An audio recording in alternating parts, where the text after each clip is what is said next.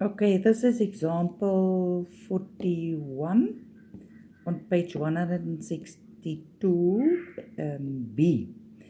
I want to show you this one, people, because she does it slightly differently from what we have done with fractions in the equations and the equalities.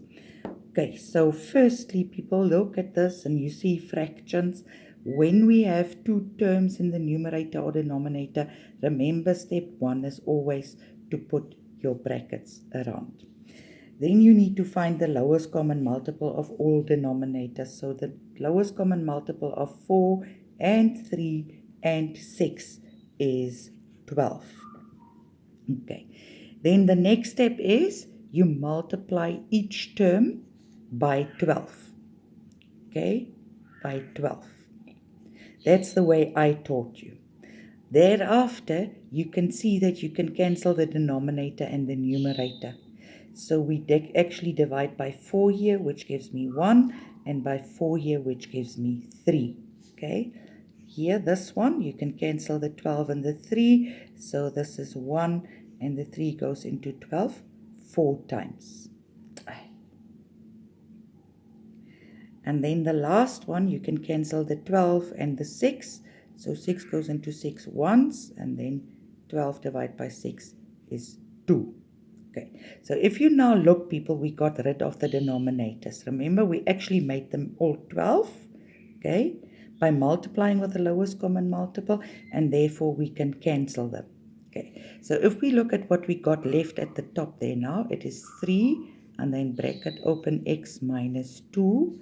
Then we have the plus, then we have 4 times 2, people, which is 8, and then greater than, then we got the 2, and then the bracket x minus 4. So again, if you look at this now, people, you got rid of the fractions. Okay, so you have a simple linear inequality now. So people, as always in all mathematics, BODMAS counts always. So we're first going to multiply out the brackets. Okay, so 3 times 6 is 3x. 3 times x is 3x, and then 3 times negative 2 is negative 6 plus 8 is greater than, and then here we have 2 times x is 2x, and then 2 times negative 4, which is negative 8. Okay, so now we got rid of the brackets. Now we do Goro's OO, and I'm going to do that quickly now, people, in one step. Firstly, take over the 2x to that side, so it becomes negative 2x. Okay, so 3x minus 2x equals x. Then on the left hand side, we got negative 6 plus 8, which gives me plus 2. Greater than, we removed the 2x, but we now have negative 8 left over. Okay, now we still need to move the 2, which then becomes negative 2. So on the left hand side, we've got x left over greater than negative 8 minus 2 is negative 10. Okay, importantly, people, here we minus, we don't divide or multiply. We just simply subtract 2. Okay, therefore the sign does not change. Okay, remember, only when you multiply or divide by a negative number, then you must swap the sign around. So here it stays because you subtract.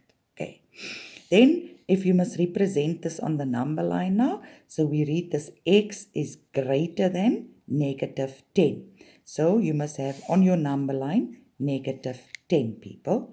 Negative 10 is not included because there is no equal sign there. And greater than means then it must be negative 9, negative 8, negative 7, and so forth. Okay, so you have an open circle and a full line. This is how you would represent that on the number line. I hope you understand, people. I want you to now try 41 on page 162, and then you watch the next video.